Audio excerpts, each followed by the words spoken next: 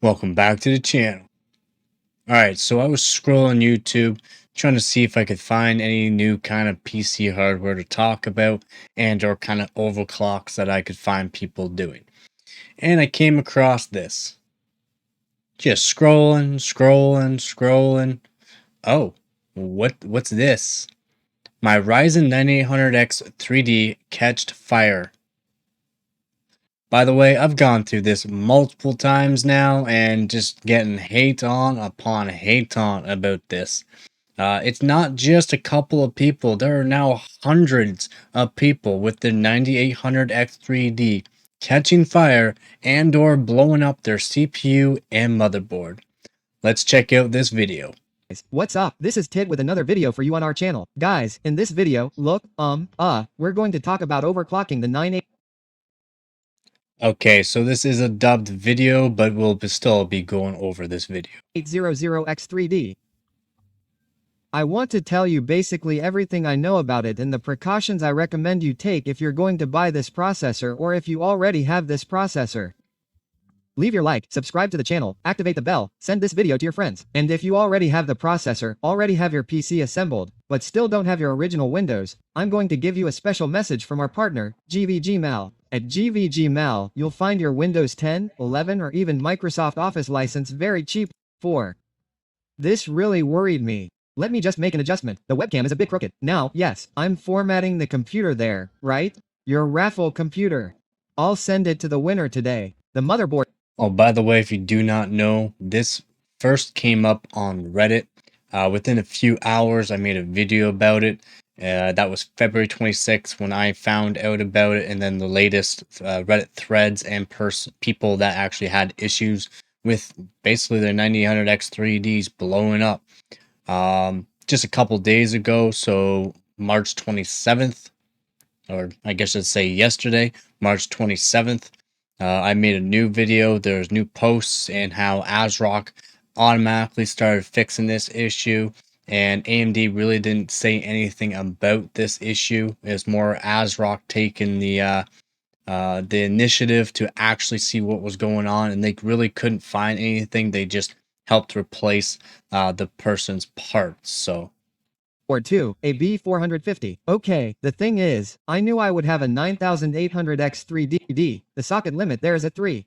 It was going way beyond that. That was causing it to catch fire. But with the 9800X3D, the reason is still not 100% known.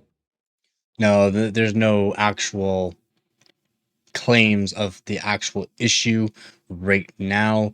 Usually with this, it's over voltage or some sort of over voltage, to be honest. It could be from the actual RAM, or it could be from the actual CPU.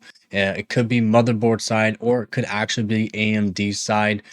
We do not know exactly how these issues really arise, but when you're getting hundreds, now we're on to hundreds of people having this issue, either from brand new builds or a week down the line, like perfectly built PCs, either built by professionals for them, and these CPUs are doing this. There's got to be some sort of underlying issue.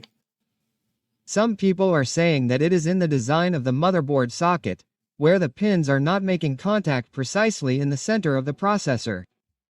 And what do I mean by that? Okay, I'm going to put it here on Google Images because I want to explain something to you. Okay, so these are old, these are older pictures. I've gone through this as well. This is for their, like when the 9800X3D first came out and they were having this issue. This is a completely different issue. It could be a completely different issue, except for now the issues are not really looking like this, not quite as burnt. And the issue from this one before was that the person put the CPU upside down into the socket and instantly burnt his motherboard and CPU. The issues now is that everything's working just fine for a period of time and or just instantly too, but these CPUs are burning out, and same thing with the motherboard, just not quite to this extreme, like how the person flipped the actual CPU upside down in the socket. So it says that the pins are not making contact right in the center. It seems to be right in the corner. Look. So, since it's right in the corner of these, well, these processor contact points, this That is the problem is newest happening picture. because it generates resistance in the passage of electrons, right? So, there are people talking about all sorts of things out done. That's impressive, right? The type of melting here is impressive. No, I don't know what this is. Anyway, right? There's a part here where they show, including a problem, right? They say that the most affected are ROC motherboards. I already have a ROC motherboard, a rare X670 Taxi. So I don't know, right, what's going to happen, but in a little while I'll tell you. What I want to see if I can show you is that there is Foxconn that manufactures sockets, and the problem, okay? That's what's causing this melting and CPUs catching fire.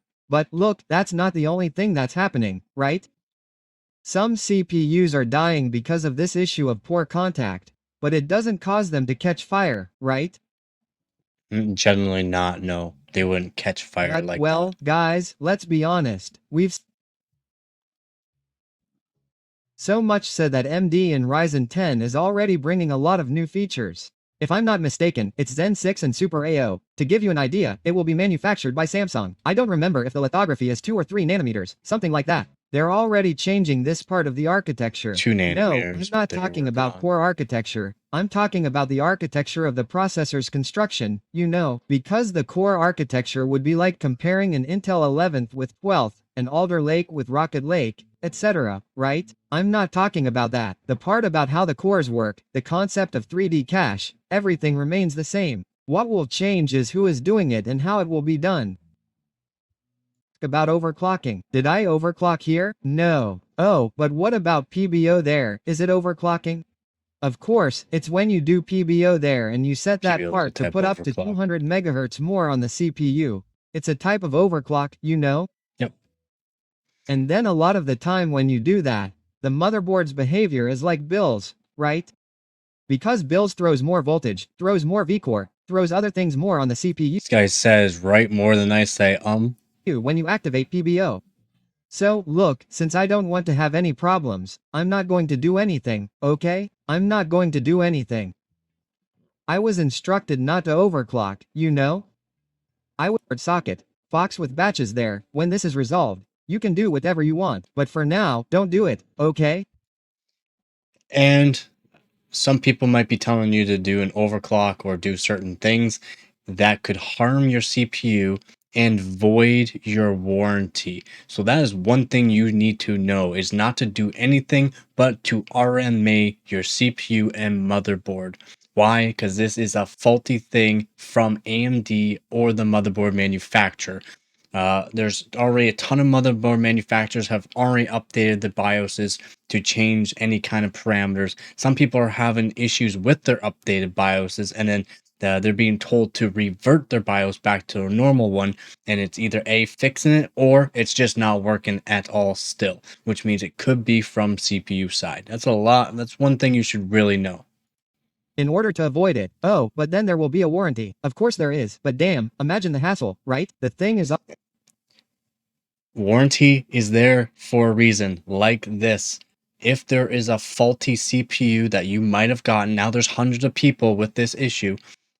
If there is a warranty claim, you do not want to overclock or do anything that someone tells you to do an overclock on your CPU at all. It will void your warranty on the motherboard, and it will void your warranty on this CPU. The CPUs and motherboards now have things in place where they know if you've overclocked it or not. It's one thing you need to know. on fire there.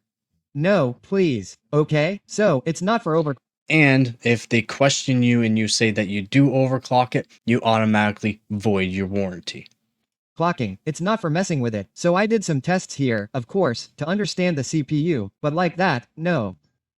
Leave a nice little stock there. Do some research on the internet. Exactly. The guy here says, look, this thing throws 1.4 vcore, throws 1.4 record on it. It won't last a week because the motherboard socket is not good. It's not feeding this CPU properly, okay? So that's basically it. Now I'm going to stop here, okay? Leave your like. Technically, 1.4 volts is okay for the CPU. Generally, those CPUs do run at around 1.3 to 1.35 volts, though. So 1.4 is a little above its parameter, technically.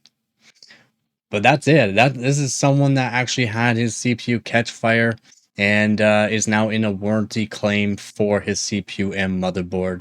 And a lot of people are telling him to overclock it, do this and this and that. No, just warranty it, RMA it, be done with it. Yes, it's a bit of a hassle, but you don't have to worry about accidentally doing something that could void your warranty. And that's it for this video. Like, you really need to just learn and accept the fact that things happen. It's not just Intel side and with their motherboards and CPUs. It's not just anyone's side. This can happen to anyone, like AMD. That AMD is getting bigger and bigger, and they're selling a lot more CPUs. So we're going to see a lot more issues with AMD CPUs now due to the fact that they are selling a lot more of them. But that's it for this video. Again, thank you for watching. Thank you to all my subscribers and donors. I'm getting more and more every single day. If you're not part of the Discord channel, click that Discord link. If you're not part of the Patreon page, click on that link as well. If you'd like to help support this channel, think about joining this channel. That's it though. Thanks for watching. And as always, don't forget to get her done.